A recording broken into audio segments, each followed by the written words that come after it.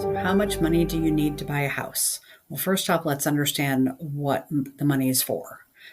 Usually, the very first money out of your pocket is your earnest money, and then there's inspections, and then there's appraisal, credit check, down payment, and closing cost.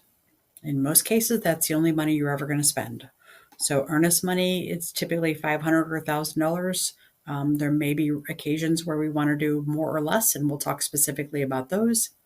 Inspections can be as little as $500, can be as much as $1,500, depending upon the house and which inspections are warranted. Most common, I would say, plan on $1,000.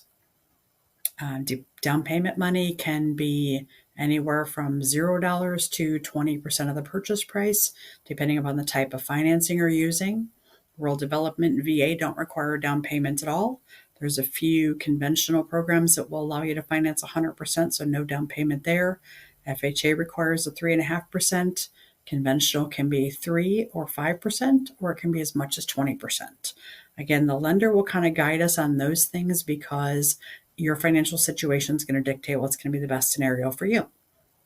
And then appraisal is typically $450 to $500, depending upon who the appraiser is. Once in a while, you have a reinspect fee that's another $150.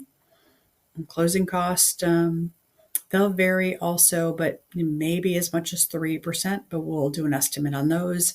Expect $3,000 to $5,000 being pretty common. And then that wraps it up. So earnest money, down payment, appraisal, credit checks, inspections, and closing costs. That's a summary of everything you're going to need. And we'll talk more in depth on each one.